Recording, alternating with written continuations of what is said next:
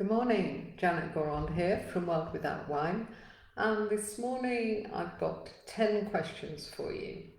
I've got 10 questions to help you to reflect on your relationship with alcohol. Now, we've got a Facebook group, and for people to join that private Facebook group, we ask them to answer a number of questions.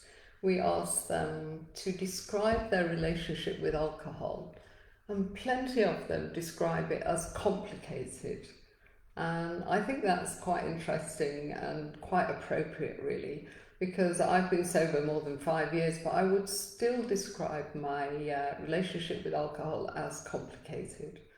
An uncomplicated relationship with alcohol is someone that just has the odd glass of wine, and wine isn't really on their radar, and they would never dream of drinking as much as a bottle and a half of wine a week, which is, of course, the safe guidelines.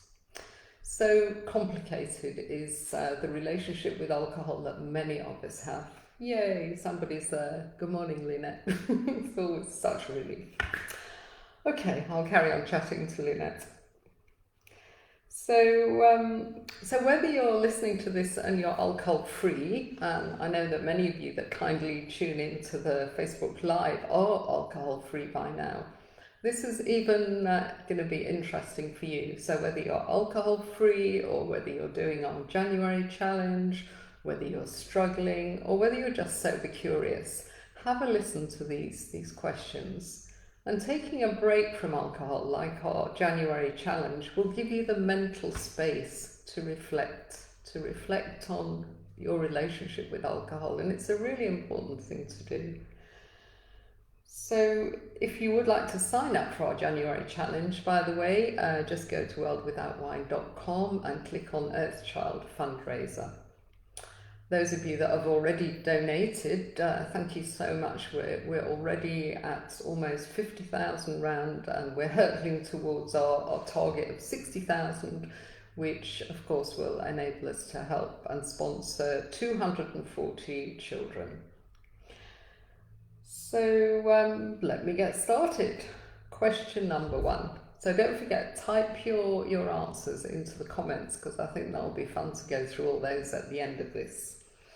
So my first question, I mean, if you've been alcohol free for ages, then you have to cast your mind back and ask yourself, were you rather than are you? But I will ask the questions in the present tense. Hi, Irene. So number 1, are you or were you an almost alcoholic?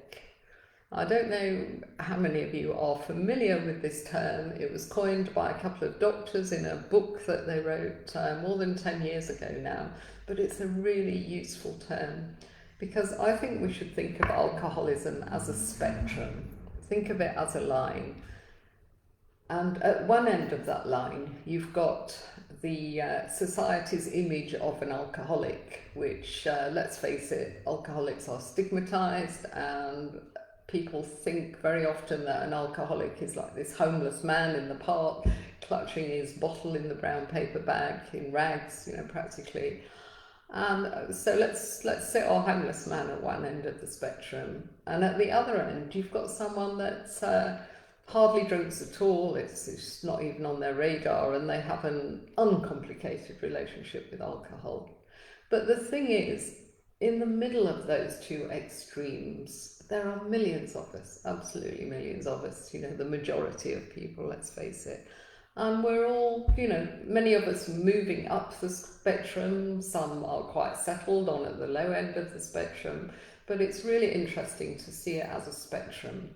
And if you're an almost alcoholic, of course, it means that you are getting rather close to that, the alcoholic stage. You're not quite in the park yet, but maybe, 20 years' time you might be. So, you might prefer to see it as a slippery slope, but you often need to get off that slope if you're getting to that stage.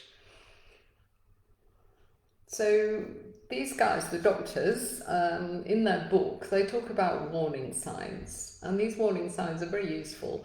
So if you are an almost alcoholic, then you're probably Well, you're probably always drinking more than the safe guidelines, a bottle and a half a week. You know, that is, in my case, I was downing that a night, never mind a week. So you're drinking more than the low risk limits. Drinking alone is quite a warning sign. And especially when you get to the stage where you'd rather stay at home with your bottle of wine than go out socialising, because you know, what you're doing there is you're building your relationship, aren't you, with that bottle of wine, rather than the people you promised to socialise with and you pulled out at the last minute. Drinking to relieve boredom, stress, or loneliness, that is another warning sign, using it to self-medicate. Drinking and driving, you know, even if it's only a couple of glasses of wine, I think the law is coming down on us, isn't it? We can't drink anything now or soon to be that. So drinking and driving is another one. Sleeping issues. If you find yourself waking up at 2 o'clock in the morning and feeling thirsty and anxious, then that's not good, and it's related to what you've drunk before, the night before. Looking forward to drinking is a bit of a warning sign. I used to, you know, when it got to 4 o'clock, 5 o'clock, and I was kind of closing off the day at work, I'd be thinking, oh, not long, you know, till I open that bottle of wine. So if you look forward to it rather a lot, and if all your social occasions, not that we have many at the moment, but if all your socialising used to be around alcohol, then that's another warning sign. And yeah, of course, developing drink-related health issues. You know, many people have got kind of liver problems or high blood pressure, and with the cancer issue, you know, I developed breast cancer, and now we know there's a link between. So health-related issues, another warning sign. So if any of those kind of ring a bell, and any of you sober people watching, just what were the warning signs when you were drinking a lot? Did you experience any of those? So number 2, did you use alcohol just for fun or to self-medicate? In my 20s and 30s, I would say I was using it for fun. I was socialising a lot. I mean, I had the odd binge and the odd blackout even, but I wasn't using it to self-medicate. But then when I got into my 40s and 50s, that's when things changed for me. And I was drinking to self-medicate, to cope with stress, to cope with anxiety. And alcohol's at its most dangerous, really, when it stops being a fun diversion and it starts being a tool that we use to alleviate our stress and anxiety. And that's when we tend to become dependent, because we're emotionally craving for that drink. Number 3, have you ever tried to cut down or stop and failed? So when people come to our workshop, sometimes they say, oh, I don't want to stop, but I want to moderate. And if you could see a little thought bubble above my head, it will be, you probably wouldn't be here if you could moderate, because that's what I'm thinking, but I would never be so unkind as to say that. So what we say to these people is, well, you know, go through the workshops, get the tools, and at the end of the day, they can set a goal, which is to drink within those safe guidelines, the 1.5 bottles of wine a week. So they set their goal. And then I do say to them, just as a warning, if you keep trying to do this and you keep failing, then you probably need to stop. And very often, you know, it'll take months, often a year. I remember one lady came back to a workshop a year later, and she said, okay, I've spent a year trying and failing, and now I'm done. You know, I can't do this. I accept that I need to stop, and I'm back for a refresher, and I need you to help me to stop. So, you know, if you keep trying to cut down and you keep failing, that's pretty much a big warning sign. It means that you've crossed that line and you can't go back. You need to stop drinking and then reconfigure your life, so you don't need to escape from it. So warning sign number 3. Now number 4, are you afraid of getting sober? This is a really interesting question, and it helps us to surface our limiting beliefs around alcohol. Those of you that have read Annie Grace's book, The Naked Mind, will understand this concept very well. But the limiting beliefs are things like, oh, well, I couldn't socialise without alcohol, I can't relax without alcohol, my friends won't like me if I don't drink alcohol. These are all kind of limiting beliefs, and we need to surface those beliefs and overturn them. So I think this question, are you afraid of getting sober, really helps us to, because if we just answer that question without really thinking, then it helps us to surface those limiting beliefs. So you lovely sober people, write in the comments, what were your limiting beliefs when you were drinking, and how did you manage to overturn them? Number 5 is a fun one. Have you ever Googled, am I an alcoholic? Now, I put a quiz called Am I an Alcoholic on our website. It must have been 4 or 5 months ago. And there's more than 4,000 people that have done that quiz. I mean, that's amazing. Every day, I just check and I can see the names and the email addresses coming through, people just doing this quiz all the time. So it's fascinating that there's so many people out there that have this worry. The question they're probably asking is, am I an almost alcoholic? Because we can tell from the answers, that often they're in that almost alcoholic phase. So if you've ever Googled that question, then you could be an almost alcoholic. Number 6, are you drinking more than you were 10 years ago? What about 20 years ago?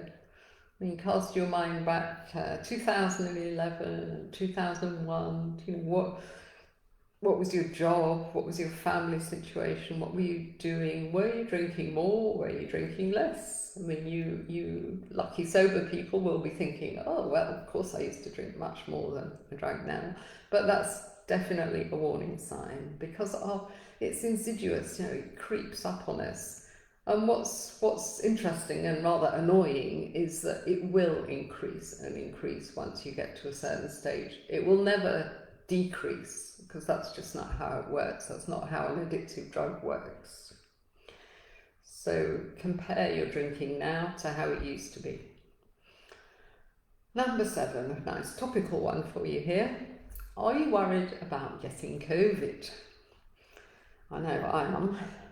But you should know that being alcohol-free is strengthening your immune system. There was a recent experiment that I was very taken with. I've put the video on our Facebook page and an article about it.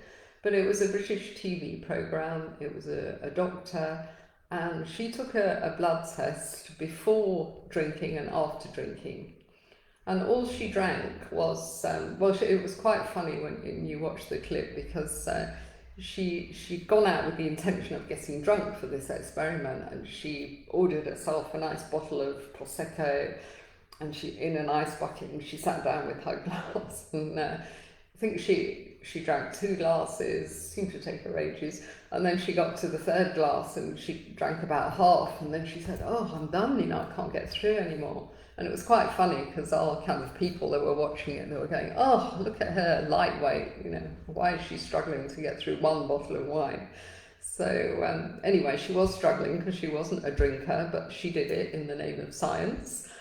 And the interesting thing was that they did this blood test before and after, and what they were testing, of course, was the white blood cells and the other kind of things in our blood that make up our immune system. And the amazing result, staggering result really, was that small amount of alcohol had diminished her immune system's efficiency by a massive 50%. So if there's one thing we don't want to do at the moment, it's to cut the efficiency of our immune system by 50%. So if you're alcohol free, you can be confident that you're getting a nice strong immune system, certainly if you're eating healthy foods as well and drinking lots of water. And if you're taking a break, if you're doing our January challenge, then the good news is that your immune system does bounce back, but you have to remove the alcohol from the equation if you want that to happen. So number 7, are you worried about COVID? Number 8. Now, what do you love doing apart from drinking alcohol? because taking a break gives you time, gives you the space, the time, the mental space to explore. What else do you like doing? What did you used to like doing before you got into drinking? And I always love to tell the story of Claire Pooley, because when she was a little girl, she used to love writing stories, and she used to write her diary when she was like 6 years old.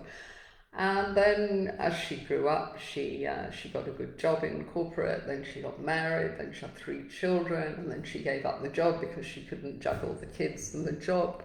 So she ended up at home with 3 young children, and I think you know which way that will go. She ended up drinking a bottle of wine every evening, more at the weekends, and she'd lost herself, she was completely depressed.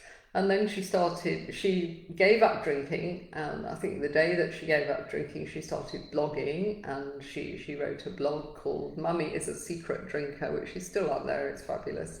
So because of this blog, a publisher noticed it, and they offered her the chance to write a book about her journey to sobriety. So she wrote this book called Sober Diaries, which I know that loads of you have read.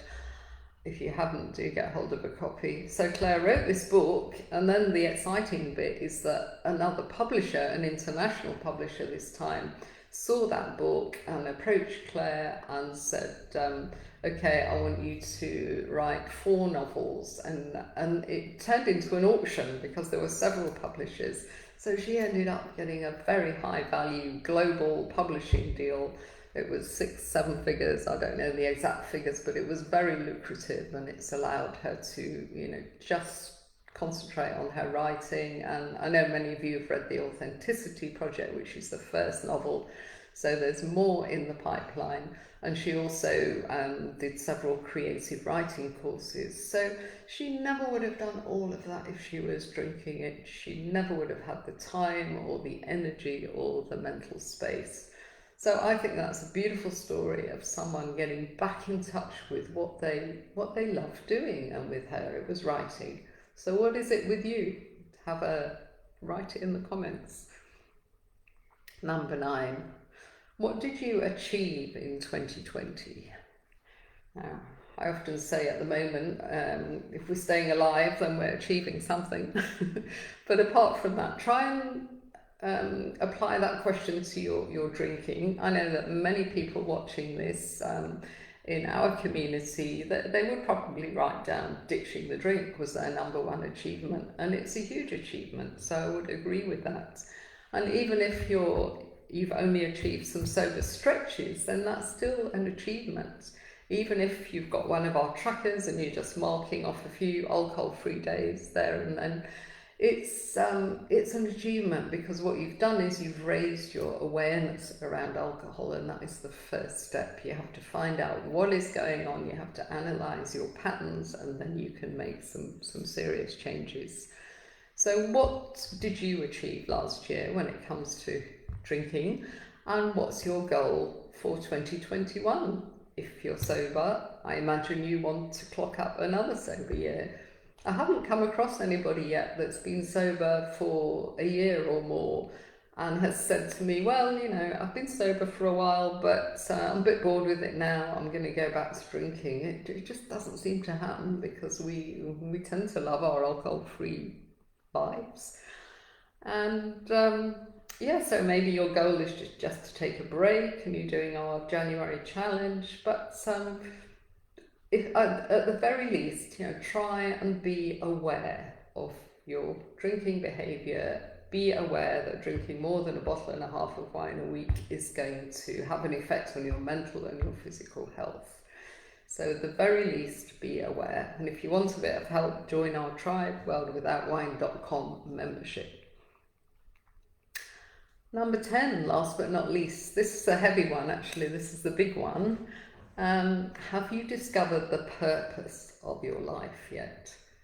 That is a kind of deep question that we certainly wouldn't have time or mental space to ask ourselves if we were numbing ourselves with alcohol all the time.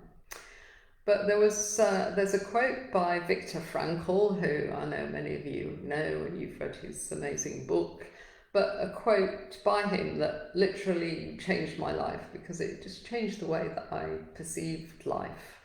And he says, life is not a quest for pleasure, as a friend believed, as Freud believed, or a quest for power, as Adler taught, but it's a quest for meaning. The greatest task in any person's life is to find meaning in their life. And this was a revelation to me because I think I came across this first when I was in corporate, and working really hard and drinking hard. And I remember my whole thing those days was work hard, play hard. So when I look back on it now, the work hard was probably a quest for power because I always wanted to get promoted, go up to the next level. And then of course all the drinking was a quest for pleasure. And I was really losing my way with that. But now, later in life, I'm fortunate enough to be doing this work, which has given me a lot of meaning and purpose in my life. So being alcohol free, even just taking a break, really gives us time to reflect on those important questions. So those were my 10 questions. I hope they've given you a bit of food for thought. So if you're watching this and you're a South African and you're a bit grumpy about the alcohol ban, as many people are, I would say try and see it as an opportunity, an experiment. Maybe it's just a helping hand from our president because he's removed the alcohol from the shops. We're not socialising. We got no peer pressure. It should be the easiest time ever to take a break from alcohol.